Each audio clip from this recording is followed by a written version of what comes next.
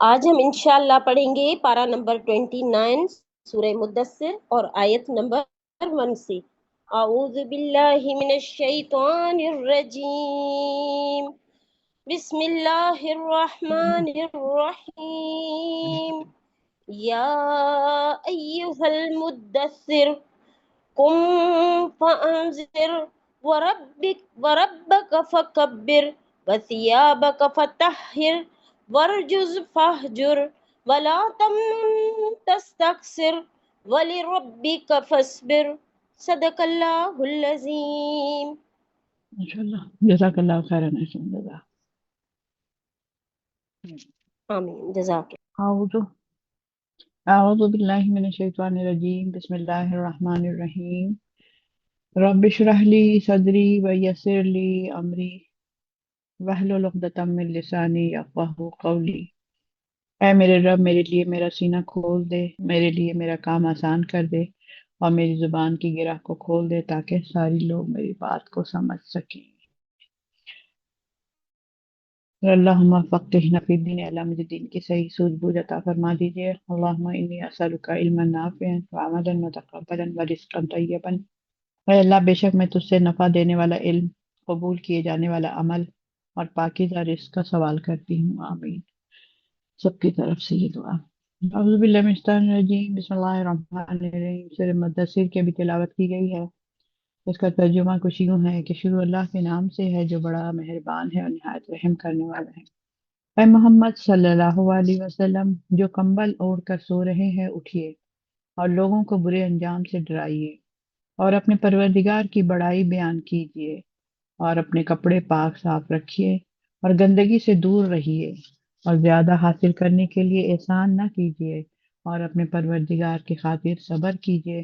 بس جب سور میں پھونک مار دی جائے گی تو یہ دن بڑا کٹھن دن ہوگا، کافروں کے لیے آسان نہ ہوگا۔ مجھے چھوڑ دیجیے اور جسے میں نے اکیلا پیدا کیا، اسے لمبا چوڑا مال عطا کیا اور ہر وقت موجود رہنے والے بیٹے بھی دیے۔ واخر دعوانا۔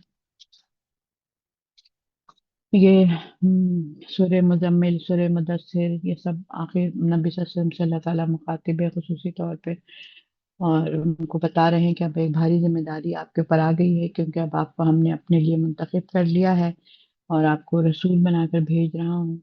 تو یہاں پر یہ سورہ مدثر جو ہے وہ 2 رکوع پر مشتمل ہے۔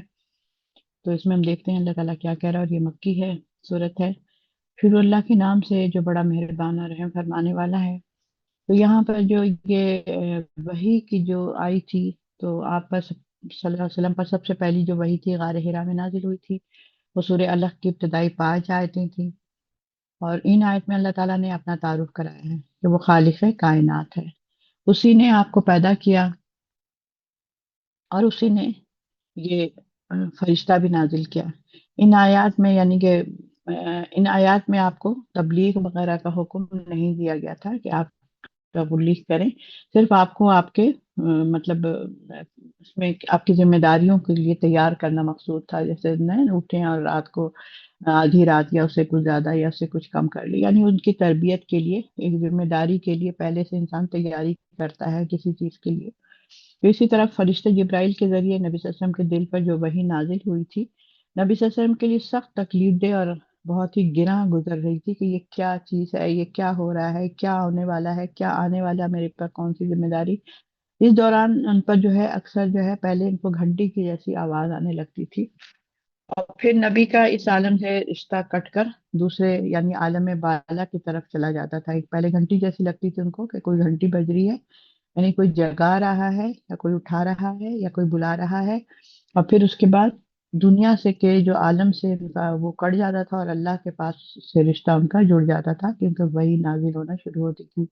اور اس وحی کا اتنا بار ہوتا تھا کہ آپ صلی اللہ علیہ وسلم کو بعض اوقات میں سردیوں میں جو ہے وہ وحی کے وقت پسینہ آ جایا کرتا تھا۔ یعنی یہ کلمات جو ہیں اتنے ہلکے نہیں ہیں جس طرح ہم لوگ لیتے ہیں قرآن کو، ہمارے پر اثر اگر نہیں کرتا ہے یا ہمیں رونا نہیں آتا ہے یا ہمیں خوف نہیں ہوتا ہے، مطلب جب جہنم کا ذکر ہو تو پھر ہمیں بھی یہ بات کو سوچنا چاہیے کہ نبی صلی اللہ علیہ وسلم پر جب وحی نازل ہوتی تھی تو سردیوں کے موسم میں بھی وہ آپ کے اوپر پسینہ طاری ہو جاتا تھا۔ ایک دفعہ آپ صلی اللہ علیہ وسلم سیدنا زید بن ثابت رضی اللہ عنہ کی مطلب ران پر اپنا رکھے ہوئے تھے، ران رکھے ہوئے تھے، پیر کا حصہ کچھ وہی کے نزول شروع ہو گیا اسی وقت۔ اور سیدنا زید کہتے ہیں کہ میں نے اس کا اتنا بوجھ محسوس کیا کہ مجھے ایسا معلوم ہو رہا تھا کہ نیچے سے میری ٹانگیں مطلب جیسے ٹوٹ جائیں گی۔ اور ایک دفعہ تو آپ صلی اللہ علیہ وسلم اٹھنی پر بھی سوار تھے۔ یہ سب باتیں ہم لوگوں کو پتہ ہونی چاہیے کہ کس کس طریقے سے نبی صلی اللہ علیہ وسلم پر جب وحی آتی تھی تو ان کی کیا کنڈیشن ہوتی تھی اور کیا ہوتا تھا، تاکہ ہم کسی اور کو بتا سکیں۔ اور آپ صلی اللہ علیہ وسلم ایک دفعہ اٹھنی پر سوار تھے، وہی نازل ہونا شروع ہوئی تو اس کے بوجھ اور دباؤ سے اٹھنی جو ہے نیچے بیٹھ گئی، اس کو اتنا وزن لگا کہ اس سے کھڑا نہ ہوا گیا اور وہ نیچے بیٹھ گئی۔ چنانچہ پہلی دفعہ تو پھر غار ہرا میں جب وہی نازل ہوئی تو آپ صلی اللہ علیہ وسلم خود ارشاد فرما رہے تھے کہ اس تکلیف اور بوجھ سے مجھے اپنی جان کا خطرہ لاحق ہو گیا، اتنی مطلب مجھے تکلیف ہو رہی تھی اور اتنا مجھے بوجھ لگ رہا تھا کہ شاید میں لگ رہا میں مر جاؤں گا، میں ختم ہو جاؤں گا۔ اور کیا کبھی ایسی کنڈیشن ہوتی ہے انسان کو ایسا لگتا ہے کہ اب ہمارا کسی چیز میں دل نہیں لگتا اور بس لگتا ہے کہ بس اب میری باری آنے والی ہے، اب میں ختم ہونے والا ہوں؟ یا پھر اتنا اس کو محسوس کرتا ہے انسان اس قرآن کی آیت کو یا اس کی ذمہ داریوں کو، جب ہم قرآن پڑھتے لو انزلنا ھذا القرآن علی جبل، جب یہ قرآن تم دیکھو کہ میں کسی پہاڑ پر اتار دوں تو وہ خوف سے میری دبا جاتا اور پھٹا پڑتا ہے۔ یعنی قرآن کی آیتیں اتنی گہری ہوتی ہیں کہ اس کا وزن جو ہوتا ہے، یعنی ہمیں یہ کام کرنا ہے یا ہمیں اللہ نے خلیفہ بنا کے جو بھیجا ہے، مذاق نہیں ہے کہ ہم اپنے سارے دن کو کھیل ہنسی مذاق میں گزار دوں، بلکہ ایک محسوس کریں کہ میرا وقت تو نہیں ضائع ہو رہا ہے، میری صلاحیتیں تو نہیں ضائع ہو رہی ہیں، میرے الفاظ تو نہیں ضائع ہو رہے ہیں، میں آلتو فالتو کی باتیں کر رہی ہوں بیٹھ کے ادھر ادھر کی 2 گھنٹے سے، لیکن ہم کوئی اس طرح کی ذمہ داری کے حوالے سے بات نہیں کر رہی ہوں کہ میں ایک نائب کی حیثیت سے میری ذمہ داری کیا ہے۔ اور جب جس انسان کے اندر یہ کیفیت ہو جاتی ہے پھر وہ ایک غم زدہ ہو جاتا ہے، اس کے اندر ایک اداسی آ جاتی ہے، اس کو پھر کسی کے ساتھ دل نہیں چاہتا کہ کسی سے بیٹھ کے فالتو باتیں کروں جب تک کہ وہ اپنے مقصد پہ بات نہ کرے۔ اور پھر جب مقصد کے اوپر ہر وقت وہ انسان کا فوکس رہتا ہے تو بعض دفعہ یہ محسوس ہوتا ہے کہ جیسے مجھے لوگ پاگل تو نہیں کہیں گے، مجھے لوگ دیوانہ تو نہیں کہیں گے، کہ جب دیکھو اس کو بس ذرا سا بھی موقع ملتا ہے تو یہ یہی باتیں نکالتی ہے۔ ہاں، تو ایسی کیفیت اگر آپ میں سے کسی کے ساتھ ہوتی ہے تو آپ لوگ مبارکباد کے مستحق ہیں، اور اگر نہیں ہوتی ہے تو اپنی فکر کریں، کیونکہ یہ قرآن ایک بہت بھاری وزنی کلام ہے۔ یہ مذاق کا رشتہ نہیں ہے اس کے ساتھ ہمارا، کیونکہ یہ میری قبر میں جاؤں گی، میں اللہ کے پاس جانا ہے، حساب کتاب دینا ہے، جنت جہنم میں نہیں ہے، وہ سارا پورا ایک سین ہے، پورا ایک سین ہے۔ تو یہ سین ہمارے نظروں میں ہر وقت رہنا چاہیے کہ یہ ہم سب کے ساتھ ہوگا، چاہے ہم دنیا کے ماڈرن ترین فرد بن جائیں، لیکن ہمیں اصل چیز یہی ہے ہماری۔ تو یہاں پر کیا ہوتا تھا، تکلیف سے ان کو اپنی جان کا خطرہ ہو جاتا تھا کہ شاید میری جان نکل جائے گی، اب اتنا محسوس کرتے تھے وہ۔ آپ صلی اللہ علیہ وسلم اسی حالت میں گھبرائے ہوئے گھر آئے تو سیدنا خدیجہ جو سی رضی اللہ عنہا نے آپ کو بہت تسلی دی۔ اس کے بعد کچھ عرصے وہی کا سلسلہ بند ہو گیا، یعنی تھوڑا سا اللہ تعالیٰ نے ایک دفعہ ڈالا، اس کے بعد تھوڑے دن چھوڑ دیا، تاکہ اب تم اس چیز کو بس ابھی تھوڑا سا اس کو ہضم کر لو، جیسے نا کہ مطلب اس کو تم اپنے اندر آبزرو کرو پہلے۔ اگر تم تابڑ توڑ ہم کرنا شروع کر دیں گے تو تم گھبرا جاؤ، مطلب تھوڑا سا ریلیکس دے دیا اللہ تعالیٰ نے، جیسے کہتے ہیں ڈاکٹر نے آرام کے لیے کہا ہے تھوڑے دنوں کے لیے، اسی طریقے سے آپ کو پھر وہی کا سلسلہ بند ہو گیا۔ وہی کی تکلیف اور بوجھ کے باوجود اس دوران آپ صلی اللہ علیہ وسلم کو ایک عجیب طرح کی لذت بھی محسوس ہو رہی تھی۔ یہ بھی بات ہوتی ہے، اس لذت کی وجہ سے آپ وہی کے منتظر بھی رہتے تھے۔ اور جو فرد جو ہے نا جس کا بہت زیادہ قرآن کے ساتھ وہ جڑا ہوا ہوتا ہے نا گہرائی دل کے ساتھ، اور اللہ کے ساتھ اس کا ایک رشتہ بن جاتا ہے، اس کی بھی کیفیت ایسی ہی ہوتی ہے۔ تو اس کے بعد آپ صلی اللہ علیہ وسلم کو ایک عجیب طرح کی لذت بھی محسوس ہو رہی تھی، اسی لذت کی وجہ سے آپ صلی اللہ علیہ وسلم وحی کے منتظر بھی رہنے لگے۔ بعد ازاں ایک دن کیا ہوا، ایک واقعہ پیش آیا، یہ چھوٹا سا واقعہ بتا رہی ہوں۔ حضرت جابر بن عبداللہ کہتے ہیں کہ میں نے آپ صلی اللہ علیہ وسلم سے سنا کہ آپ صلی اللہ علیہ وسلم وہی بند رہنے کا تذکرہ فرما رہے تھے۔ فرمایا ایک دفعہ چلتے چلتے میں نے آسمان سے ایک آواز سنی تو آسمان کی طرف اسی فرشتے کو دیکھا جو ہیرا میں میرے پاس آیا تھا، غار ہیرا میں۔ اور وہ زمین اور آسمان کے درمیان ایک کرسی پر بیٹھا تھا، نہ وہ کسی چیز سے ٹکائے ہوئے تھی، کرسی اس کی ٹکی ہوئی تھی نہ زمین پہ نہ آسمان پہ، بلکہ دونوں کے بیچ میں معلق تھی، اور وہ اس طرح سے کرسی پر وہ وہی فرشتہ بیٹھے ہوئے تھے۔ اسے دیکھ کر میں اتنا ڈرا، ڈر کے مارے میں زمین پر گر پڑا، نبی صلی اللہ علیہ وسلم فرماتے ہیں۔ اور پھر اپنے گھر آئے تو گھر والوں سے میں نے کہا مجھے کمبل اڑا دو، مجھے کمبل اڑا دو۔ چنانچہ انہوں نے مجھے کمبل اڑا دیا۔ پھر اللہ تعالیٰ نے یہ آیت نازل کی، یا ایھا المدثر والی، ابھی جو ہم انہوں نے پڑھا تھا۔ اس کے بعد جو ہے نا پھر وہی جو ہے گرم ہو گئی، یعنی مستقل آنا شروع ہو گئی، اور برابر جو ہے وہ لگاتار آنی شروع ہو گئی۔ یہ بخاری کی بات تھی یہ والی۔ تو یہ اب ہم اس کو انشاءاللہ تعالیٰ شروع کرتے ہیں، اللہ کے نام سے جو بڑا مہربان ہے اور نہایت رحم کرنے والا ہے۔ اے محمد صلی اللہ علیہ وسلم، درود پڑھے۔ جو کمبل اوڑھ کر لپیٹ کر سونے والے، اٹھیے اور لوگوں کو برے انجام سے ڈرائیے، برے انجام سے ڈرائیے۔ دیکھیں سب سے پہلی جو بات آئی ہے، کیا بات آئی تھی کہ اٹھیے، اب سونے اڑنے کا وقت ختم ہو گیا، اور کرنا کیا ہے، میں کیا کروں اٹھ کر، میں کیا کام کیا ہے مجھے، جائیے لوگوں کو ڈرائیے۔ ایک دائی پوچھے کہ مجھے کیا کرنا ہے، مجھے کس طرح سے لوگوں کو پیغام دینا ہے، ان کو ڈرائیے۔ ڈرائیے کا مطلب ان کو خوف ہو کہ اگر میں یہ کام نہیں کروں گا تو میرے لیے کیا ہے، ایسی بڑی بڑی سزائیں ہیں۔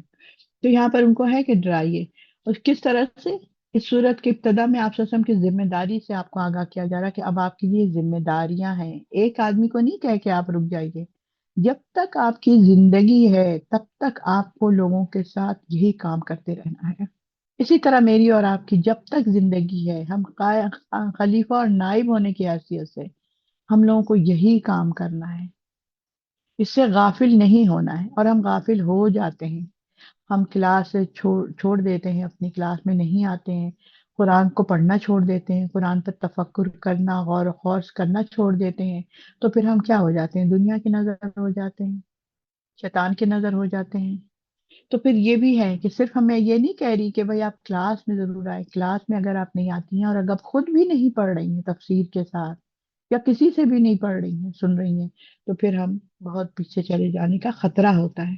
تو یہاں پر کیا ہے کہ آپ کی جو ذمہ داری سے آپ کو آگاہ کیا جا رہا ہے کہ اب سونے کا وقت نہیں ہے، بلکہ جو لوگ اللہ کو بھول کر خواب غفلت میں پڑ گئے ہیں انہیں بتائیے کہ انہیں اپنے اعمال کی جواب دہی کرنی ہے۔ اصل کیا ڈرائیے، صرف جہنم اور دوزخ سے نہیں ڈرانا ہے کہ دیکھیں ایسا ہوگا ایسا ہوگا ایسا ہوگا، وہ تو بات کی بات ہے۔ یعنی کہ سب جو غافل ہو گئے لوگ قرآن سے، حدیث سے، سیرت سے، صاحب کوئی پتہ ہی نہیں ہے کسی کو، بعض لوگوں کو تو مسلمان بچوں کو بھی نہیں پتا ہے کہ کون کون سے نبی آئے تھے، کون کیا ہوا تھا، یونس علیہ السلام کے ساتھ کیا ہوا تھا، نوح علیہ السلام کے ساتھ کیا ہوا تھا، اور سب کون کون لوگ تھے۔ بہت مطلب کچھ لوگ ایسے بھی ہیں جو آگے پیچھے ہماری زندگی میں ہمیں نظر آتے ہیں۔ تو پھر کیا ہے، ان کو غفلت سے اٹھانا ہے، ان کے اعمال نامے کی جواب دہی کا احساس دلائیے کہ دیکھیں بہن، آپ جو اتنا وقت اپنا ضائع کر رہی ہیں نا، 24 گھنٹے میں سے، 24 گھنٹے میں سے آپ 12 گھنٹہ اگر فرض کریں سوتی ہیں، اس سے بھی کم ہی سوتی ہوں گی، 8 گھنٹے سوتی ہیں اگر، اس کے بعد آپ اتنے گھنٹے کو کیا کرتی ہیں؟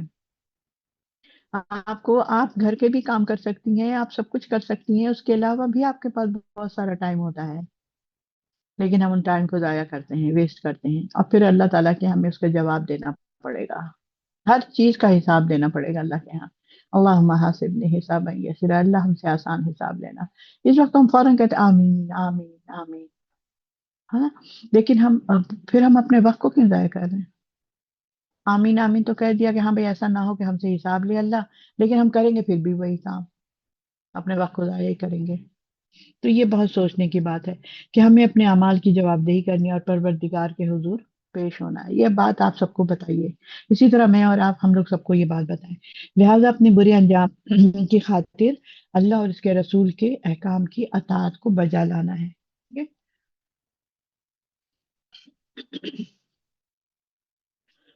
تو یہاں پر یہ ہے کہ لوگوں کو انجام سے ڈرائیے اور اپنے پروردگار کی بڑائی بیان کیجیے۔ دیکھیں اس میں جو ہے نا کچھ نقطے آ رہے ہیں کہ ہمیں اللہ کو، نبی صلی اللہ علیہ وسلم کو اللہ تعالیٰ کیا کیا فرما رہے ہیں کہ آپ جو اگر لیٹے ہوئے ہیں، ہر وقت آرام اگر کر رہے ہیں، یا آپ کو کچھ بھی ہے، آپ کمبل اوڑھ کے لیٹ گئے، مجھے کمبل اڑا، مجھے کمبل اڑاؤ، مجھے سردی لگ رہی ہے، تو اٹھیے اٹھیے، بس ختم کیجیے یہ سب، اٹھیے۔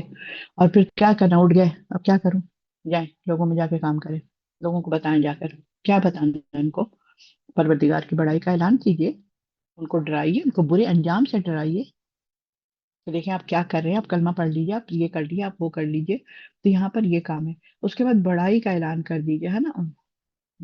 इसमें क्या है, पहला सबक क्या है, अल्लाह की किब्रियाई, यानी अल्लाह सबसे बड़ा है। अल्लाह अकबर, अल्लाह अकबर, है। यानी दुनिया में जितने लोग बड़े बैठे हैं उन सब की बुराइयां अल्लाह की, उन सब की जो बड़ाइयां हैं अल्लाह की बड़ाई के सामने हीच है। जो इतने बड़े बड़े जो लोग बैठे हुए हैं, ये बड़े बड़े हुक्मरान हैं, इनकी हुकूमतें भी अल्लाह ताला की बड़ाई के सामने कोई चीज नहीं है। तुम हो क्या। आप सल्लल्लाहु अलैहि वसल्लम लोगों को अल्लाह की किब्रियाई, बुजुर्गी और बड़ाई से पूरी तरह रोशनास कराइए कि अल्लाह सबसे बड़ा है। जाकर बताएं सबको कि अल्लाह सबसे बड़ा है। अल्लाह सबसे बड़ा है का क्या मतलब है, कि तमाम कवानीन के ऊपर पहली हाकमियत अल्लाह की होगी। अल्लाह के हुक्म के मुताबिक अल्लाह की हाकमियत चलेगी, मतलब अल्लाह की हाकमियत चलेगी। अब हमें कैसे पता चलेगा कि हाकमियत क्या है, मतलब क्या करना क्या है, क्या हो, कैसे अल्लाह ताला की हाकमियत को कायम किया जाएगा। अब अल्लाह ताला फिर आहिस्ता आहिस्ता आहिस्ता आहिस्ता वही के जरिए से अपने अहकामात बताता जाएगा कि ये करना है और ये नहीं करना है। सूद के निजाम को खत्म करना है। सूद अल्लाह और उसके रसूल से ऐलान जंग है, ये मना कर दो। कहीं भी मुल्क में किसी भी जगह सूद का निजाम नहीं होगा। सदकात दो, खैरात दो और तिजारत करो, ये सब चीजें। तो ये क्या है, पूरी बड़ाई का ऐलान कर दो और जुबान से भी अल्लाह की बड़ाई बयान कीजिए। और यानी कि अल्लाह की किब्रियाई होनी चाहिए पूरी दुनिया में। और उसके बाद अल्लाह की बड़ाई जुबान से भी करूं, जैसे अल्लाह अकबर हम लोग कहते हैं, ये अजान होती है, अल्लाह अकबर, अल्लाह अकबर, सबसे पहले ये होती है अजान। तो क्या होता है, बड़ाई बयान हो रही है, सबसे बड़ा अल्लाह है, छोड़ दो काम, सब कुछ छोड़ दो। इस हुक्म की वजह से इस्लाम में तकबीर या कलमा अल्लाह अकबर को बहुत ज्यादा बुलंद किया गया है। तकबीर, नाराए तकबीर कहते हैं ना, इस तरह से। तो हर जुबान में 6 बार ये कलमा जो है ना, हर अजान में 6 बार ये कलमा दोहराया गया, अल्लाह अकबर, अल्लाह अकबर, तो 6 दफा बोला जाता है। तो 6 को आप 5 अजान होती है, तो आप 5 अजान को 6 को उससे कर लीजिए, तो कितना हो गया, 30 में खास हो गया। तो इतनी दफा अल्लाह अकबर की बड़ाई का ऐलान किया जाता है। और हर नमाज के इफ्तिताह भी इसी तकबीर पर ही होता है। नमाज भी हम लोग जब शुरू करते हैं, सबसे पहले अल्लाह अकबर करके हम अपने हाथ को बांध देते हैं। फिर रुकू जाते वक्त, सिजदा करते वक्त, सिजदे से उठते वक्त, हर नमाज की हर रिकत में हम बार बार अल्लाह अकबर कहते हैं। और फिर नमाज के बाद तकबीर और तहलील की में भी इसकी बड़ी फजीलत आई है कि सुभान अल्लाह वल्हम्दुलिल्लाह, अल्लाह अकबर। और ये सब कुछ इसीलिए कि एक मुसलमान के सामने हर वक्त अल्लाह की किब्रियाई का तसव्वुर मौजूद रहे। हम तो बेगैर सोचे समझे बोलते हैं ना अल्लाह अकबर, हर चीज के ऊपर अल्लाह अकबर नहीं है हमारे। हमारा शौहर वो अकबर है, बड़ा है। हमारे रस्म रिवाज बड़े हैं, हमारा नफ्स बड़ा है, हमारे आबा और अजदाद बड़े हैं। तो गौर तो करें कि अल्लाह अकबर हम क्या बोल रहे हैं, ऐसे रटे हुए एक जुमले बोल रहे हैं, बेगैर सोचे समझे बोल रहे हैं अल्लाह अकबर। कभी नहीं सोचते हैं इस बात को। वो अकबर मेरे लिए मेरा घर होता है, मेरे रस्म रिवाज होते हैं, मेरे बच्चे होते हैं, मेरे नफ्स होता है, मेरा माल होता है। सबसे बड़ा तो मेरा ये है, मेरी तिजारत होती है। तो ये हमें देखना चाहिए कि एक मुसलमान के सामने हर वक्त अल्लाह की किब्रियाई का तसव्वुर मौजूद होना चाहिए, जो हम हर वक्त अल्लाह अकबर कहते हैं। उसके बाद अल्लाह ताला फरमाते हैं, ये हो गया, अपने परवरदिगार की बड़ाई का ऐलान कीजिए, इसकी तफसीर मैंने भी आपको बता दी है। और अब अगला जो है वो अपने कपड़े पाक साफ रखिए। ये सब देखिए अहकामात हैं जो अभी मैं आपको बता रही हूँ कि नबी सल्लल्लाहु अलैहि वसल्लम को कहा जा रहा है कि ये कीजिए, ये कीजिए, ये कीजिए। अपने कपड़े क्या करना है, पाक साफ रखिए। अब आप कहेंगी शायद, या बहुत से लोग ऐसे कहते हैं जो लोगों का रिश्ता कुरान के साथ कमजोर होता है, तो वो कहते हैं कि हमारे लिए थोड़ी है, ये तो नबी सल्लल्लाहु अलैहि वसल्लम से बात किया जा रहा है। ओहो, क्या बेवकूफी है। इसी तरीके से क्या हजरत नूह अलैहिस्सलाम का जो किस्सा हुआ, तो ये हमें क्यों सुना रहे हैं अल्लाह ताला, हम क्या करें इसे। ये नूह अलैहिस्सलाम ने किया था, बस खत्म करें आप उसको। कौम में आद ने किया था, समूद ने किया था, यूनुस अलैहिस्सलाम ने किया था, इब्राहिम अलैहिस्सलाम ने किया था, मूसा अलैहिस्सलाम ने किया था, तो आप हमें क्यों सुना रहे हैं? हम क्या करें इसको। ऐसा हो सकता है, ऐसे सोच सकते हैं हम। क्यों सुना रहे हैं, क्या क्या मकसद है अल्लाह ताला को। नबी सल्लल्लाहु अलैहि वसल्लम को तसल्ली दी जा रही है, दूसरे सारे रसूलों को तसल्ली दी जा रही है कि तुमसे पहले भी ऐसे हुआ, तुमसे पहले भी ऐसे हुआ, और उनके साथ ऐसा हुआ तो मैंने उनके साथ ऐसा किया। बनी इसराइल का पूरा किस्सा जो हमें बताया जा रहा है, वो किस लिए बताया जा रहा है, कि उन्होंने ये किया था तो तुम ऐसा ना करना। वो जो है असल जो चीज थी उनके लिए, मैंने उनको दुनिया में भेजा था जहाद के लिए, इंसानों को मैंने पैदा किया है जहाद के लिए, यानी गैर मुस्लिम को मुस्लिम करने के लिए। اور اس کے لیے پھر تم اپنے اسلامی نظام بناؤ اور سب کچھ کرو. لیکن ہم نے کیا مانگا؟ گیہوں، ترکاری، سبزی، ککڑی، سب پڑھا ہے نا ہم نے سورہ بقرہ کے شروع میں. تو ہم نے کیا، اچھا تم ایک کھیتی باڑی میں لگنا چاہتے ہو، تم اصل چیز کو چھوڑ کر تم یہ کھیتی باڑی میں فالتو کاموں میں تم لگ جاؤ گے، کھانے پکانے بنانے، یہ کرنے میں، اس وقت کیا کھائیں گے، اس وقت کیا کھائیں گے، اس وقت کیا پکے گا، اس وقت کیا پکے گا، بس تم اسی میں لگ گئے نا. اصل جو تمہارا مشن تھا قرآن کو اور اللہ کی کبریائی کا اعلان کرنا، اس کی بڑائی کرنا، اٹھ کر لوگوں کو ڈرانا، لوگوں کو سمجھانا، یہ تم لوگ تم لوگوں نے چھوڑ دیا. اپنے اپنے گھروں میں زینت بن کر، بس بن سنور کر، اور بس ایک سے ایک بوتیک اور ایک سے ایک چیزیں جمع کر کے تم اپنے آپ کو فخر محسوس کر رہے، اپنی آخرت کی کوئی تیاری نہیں کی. تو یہ آیتوں پھر ہے کیا؟ یہ آیتیں کیا ہیں یہ جو ابھی ہم لوگ پڑھ رہے ہیں؟ کیا ہے یہ آیتیں؟ یہ قصے کہانیاں ہیں؟ کسی انسان کی کتاب لکھی ہوئی ہے یہ اسی رب کی کہانی ہے، یہ اسی رب کی باتیں ہیں جس کے پاس ہمیں واپس لوٹ کر جانا ہے، اور ان سب چیزوں کا حساب دینے کے بعد ہمیں یا تو جنت ملے گی یا پھر خدا نخواستہ. اس کو ہم لوگ ہلکا پھلکا نہ سمجھیں یہاں پر. تو پھر کیا ہے یہاں کہ ہم، ہمیں جو تو یہ سارے احکامات تھے، ٹھیک ہے. پروردگار کی بڑائی کا اعلان کیجیے. اب اس کے بعد کیا کرنا؟ اپنے کپڑے پاک صاف رکھیے. اب دیکھیے اسلام میں سب سے پہلی چیزیں کیا آتی ہیں؟ اللہ کے ساتھ جب ہمارا تعلق جڑتا ہے یا ویسے بھی، تو ہمیں کیا ہونا چاہیے؟ سب سے پہلے اللہ کو پسند ہے صاف ستھرے ہونا. تمہارے جسم سے اسمیل نہیں آئے، تمہارے جسم کے کپڑے تمہارے گندے نہ ہوں، تمہارا حلیہ خراب نہ ہو. ایک دفعہ نبی صلی اللہ علیہ وسلم نے دیکھا نا کسی کو کہ وہ گھر سے ایسے نکلا، بال اس کے اجڑے ہوئے تھے، عجیب سا تھا. کہنے لگے کیا تمہارے گھر میں تیل نہیں ہے، کنگھی نہیں ہے کہ تم اس کو تھوڑا اپنے آپ کو سنوار لو؟ آج کل ہمارا کیا حال ہے؟ پورے بال کھلے ہوئے، آگے پیچھے ادھر ادھر لٹک رہے ہیں، عجیب حلیہ بنایا ہوا ہے. تو اللہ کے نبی ہوتے تو کیا خوش ہوتے کہ واہ کیا تم لڑکیاں ہوتے ہیں، لمبے لمبے بال یہاں سے کھولے ہوئے، کچھ آگے لٹکایا ہوا، کچھ پیچھے لٹکایا ہوا ہے. اب دوپٹے کی ضرورت نہیں، یہ بال ہمارا دوپٹہ ہے.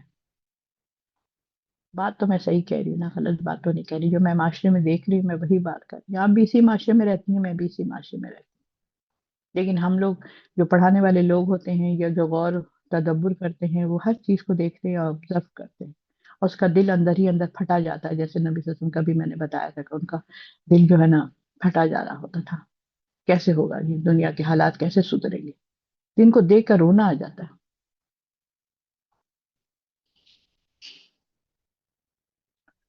اسی طرح سے ایک ہوا کہ کل اسی طرح ہوا کہ کچھ مجھے رونا آ گیا ایک دم، ایسے دیکھ کر لوگوں کو حال دیکھ کر، اور اللہ یاد آ رہا تھا کہ اللہ ہوگا کیا سب کا. پھر وہ سب نے کہا پتہ نہیں کیا ہو گیا ان کو، کیا ہو گیا، کیا ہو گیا، موڈ خراب ہو گیا، کیا ہو گیا. کچھ نہیں ہوا. میں کیا بتاؤں کیا ہو گیا؟ دل تو خون کے آنسو رو رہا ہوتا ہے نا. آپ باہر نکلتے ہیں کیا دیکھتے ہیں؟ آپ کیا انسان گھومنے نکلا ہے تو کیا خوشی محسوس کرے گا جب لوگوں کو دیکھے گا کہ کل کو یہ مرے گا تو اس کا انجام کیا ہونے والا ہے؟ تو آپ کو اس سے محبت ہے تو آپ کو رونا آ رہا ہے نا، اس کو دیکھ کر کے کہ یا اللہ اس کا انجام کیا ہوگا، اس کو کیسے صحیح کر دوں. تو اپنے اندر یہ کیفیت ہے اگر، تو پھر سمجھیے ایمان آپ کے اندر داخل ہو چکا ہے اور آپ کا عقیدہ مضبوط ہو چکا ہے. تو یہاں پر کیا ہے؟ اپنے کپڑے پاک صاف رکھیے، یعنی کہ صفائی جو ہے نا، جو ہمیں دوسرا سبق، پہلا سبق کیا تھا؟ اللہ کی کبریائی بیان کرنا ہے. اور دوسرا سبق کیا ہے؟ جسم اور لباس کی صفائی. ٹھیک ہے نا. اور اس کو راہبانہ تصور، یعنی اپنے کپڑے جو ہے میل کچیل سے، نجات سے پاک صاف رکھیے اپنے کپڑوں کو. پہلے وقتوں میں تو آپ کو پتا ہے 2 جوڑے ہوتے تھے، 3 جوڑے ہوتے تھے، تو اس کو ایک کو دھو اور ایک کو پہنو اس طرح سے. اور صاف ستھرا لباس استعمال کیا کیجیے، اور جسم کو پاک صاف رکھیے، جسم کو بھی پاک صاف رکھیے. پتہ چلا جی اسمیل آ رہی ہے، گندگی ہو رہی ہے، منہ نہیں صاف کر رہے، دانت نہیں برش کر رہے، کنگھی نہیں کر رہے، تیل نہیں لگا رہے، جو بھی چیزیں ہیں. اب میں بول رہی ہوں تیل نہیں لگا رہے تو آپ لوگ ہنسیں گے کہ کیسا بیوقوفوں والی باتیں کرتی ہیں، ہے نا. گنوان لگتی ہیں یہ بالکل ہی. ہاں بھائی، گنوار ہی لگتے ہیں. جسم کو پاک صاف رکھیے، کیونکہ روح کی پاکیزگی کے لیے کیا چیز ہے؟ جسم اور لباس کی صفائی بھی انتہائی ضروری ہے. آپ کی روح صاف ہے لیکن آپ کا جسم گندا ہے، آپ کے ناخن بڑے ہوئے ہیں، گندگی ہے، تو پھر وہ بھی صحیح نہیں. اسلام ہمیں اس طرح کا پسند نہیں کرتا ہے. اور اس آیت میں جو ہے رہبانہ تصورات کا جو ہے نا، اس کا پورا ایک موجود ہے کہ رہبانیت مت اختیار کیجیے. مطلب یہ جو سمجھتے ہیں کہ انسان جتنا گندا اور جتنا میلا کچیلا رہے گا اتنا ہی اس کو اللہ سمجھیں گے کہ لوگ یہ بہت ہی محبوب اور مقدس ہے، کوئی بہت بڑا بابا ہے، کوئی سادھو بابا ہے.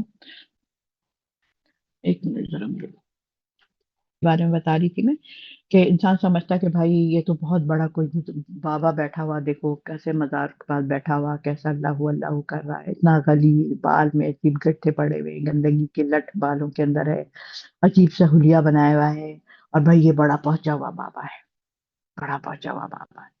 تو نبی صلی اللہ علیہ وسلم کے نہ پہنچے ہوئے نہیں تھے کیا؟ آپ صلی اللہ علیہ وسلم کو کبھی ایسا کوئی تصور کر سکتا ہے؟ ہم نے اتنی غلیظ چیزوں کو ہم نے کہا کہ یہ بڑا پہنچا ہوا ہے۔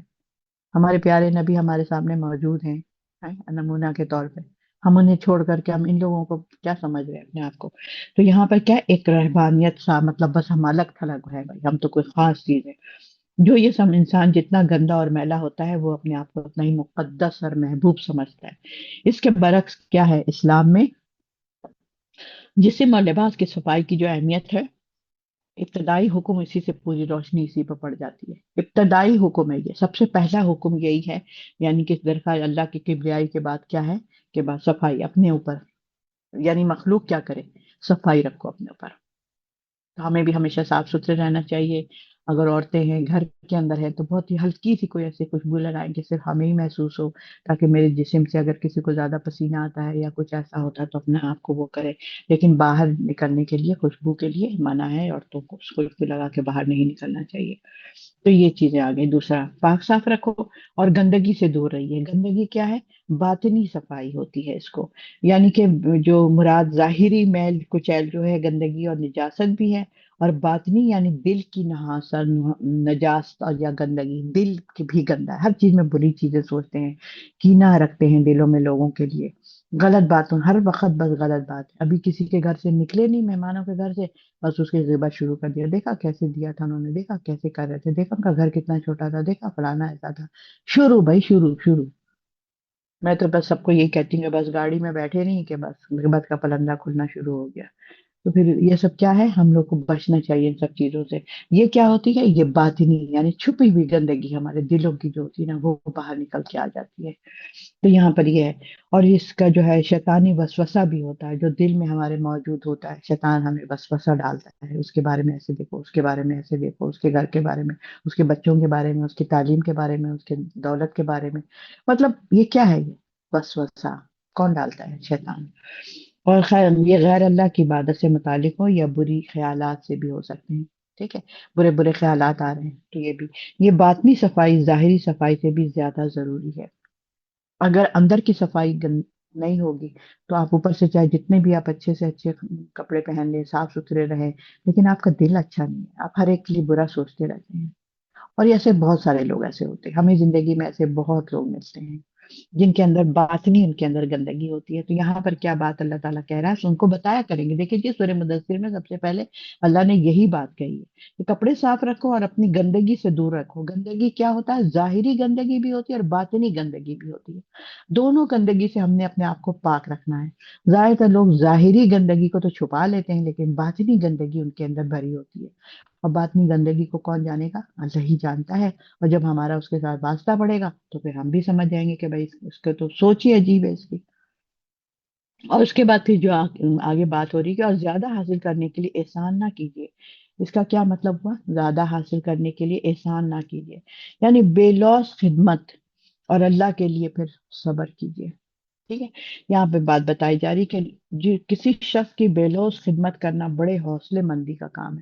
مطلب آپ کا کوئی مطلب نہیں تھا، لیکن آپ اس کی اتنی مطلب خدمت کر رہی ہیں، آپ اس کو اتنا اس کے پیار سے محبت سے اس کو آپ بلا رہی ہیں، یہ کر رہی ہیں، اس کے کام آ رہی ہیں، اس کے ساتھ آپ، لوگ کہتے ہیں اس کا کوئی مطلب ہوگا، ضرور کیوں میرے ساتھ اتنا اچھا بن رہا ہے، یہ کوئی مطلب ہوگا۔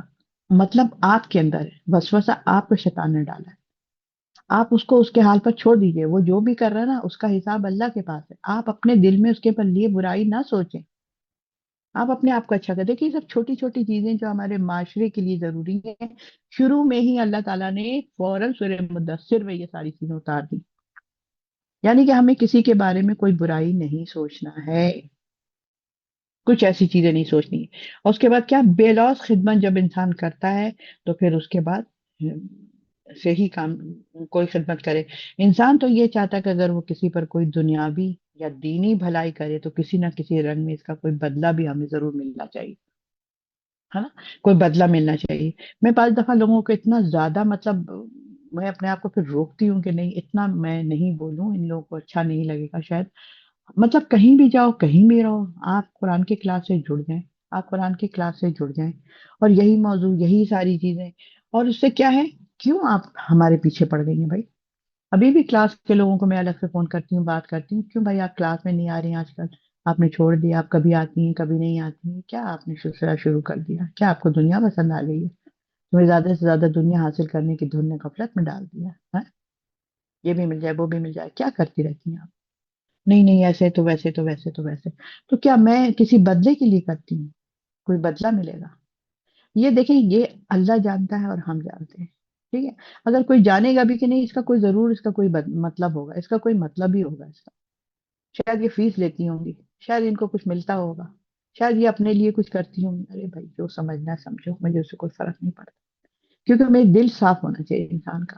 تو یہاں پر کیا ہے، ضرور اس کو اللہ تعالیٰ جو مطلب یہ کوئی اتنا آسان بات نہیں ہوتی، لوگوں کو تو 1 منٹ لگتا ہے اس کی دھجیاں بکھیرنے میں، اگلا بندے کا دل خراب کرنے میں. لیکن ٹھیک ہے، اس کا دل جو ہے باطنی خراب ہے نا، وہ خود باطنی بیچارہ غلاظت میں ڈوبا ہوا ہے، تو وہ کیا کرے گا؟ ایسی باتیں کرے گا نا پھر.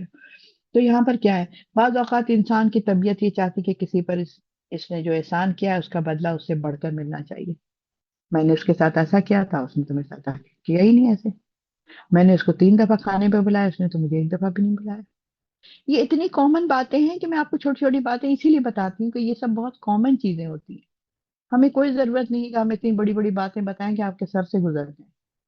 جو ہماری زندگی میں جو ہمیں پریکٹیکل جو ہمیں کرنا ہوتا ہے نا، میں اس کے بارے میں کوشش کرتی ہوں کہ بتاؤں. کیا ایسا نہیں ہوتا ہے؟ میں اس کے گھر اتنی دفعہ جا چکی ہوں، وہ میرے گھر تو ایسا آتا ہی. تو پھر کیا ہے، یہ سب احسان کیا، اس کا بدلہ اسے بڑھ کر ملنا چاہیے. ہم نے تو اس کے اوپر اتنا بڑا احسان کیا. ایک دفعہ اس کو میں نے ایسے کیا تھا، ایک دفعہ میں نے ایسے کیا تھا، اس وقت یہ اتنا پریشان تھا، میں نے اس کے ساتھ ایسے کیا تھا. یہ تو ہم سب کی زبان پر رہتا ہے. ہے انا للہ. تو پھر یہ کیا ہے، یہ نظریہ خالصاً مطلب وہ ہے، مطلب غرض ہے، غرض لینا آپ کو، کسی سے کوئی غرض چاہیے آپ کو. یہ مادی نظریہ اس کو کہا جاتا ہے، مادی، ضائع ہو جانے والی چیز. مایا کہتے ہیں نا، پانی، پانی بہہ جاتا ہے نا، زمین پہ رکھ کے بہہ گیا، اس کو کسی چیز میں جمع کریں گے تو پھر بھی. لیکن اگر بہہ گیا، ضائع ہو گیا. دنیا کیا ہے، مادی دنیا ہے، یہ ختم ہو جانے والی دنیا ہے. اور آخرت کیا ہے، وہ ٹھوس ہے، وہ حق ہے، وہ ٹھوس ہے، وہ ضائع نہیں ہوگا. لیکن یہ دنیا ختم ہو جائے گی، میرے ہاتھوں سے نکل جائے گی. ہو سکتا ہے آج ہی نکل جائے، ہو سکتا ہے 1 گھنٹے بعد ہی ہمارے سے دنیا نکل جائے، ہو سکتا ہے آج میں رات میں بستر پہ سوں گی، کل میں قبر میں سوں گی. کچھ نہیں پتا کسی کو بھی. تو پھر کیا ہے، یہ مادی نظریہ ہے یہ. لہٰذا جس عظیم مقصد کے لیے آپ وسلم کو تیار کیا جا رہا تھا، اور جس طرح آپ وسلم کو پوری بنی نو انسان کی ہدایت کی خاطر سپرد کرنے والی تھا، ایک بہت بڑا کام آپ کے اوپر دیا جا رہا تھا، اسی کے لیے اللہ تعالیٰ نے ابتدا ہی میں آپ کو یہ ہدایت دے دی کہ آپ کسی طرح کبھی کوئی فائدہ، کوئی لالچ، کوئی غرض، کوئی معاوضہ، کوئی تمام رکھیے مت.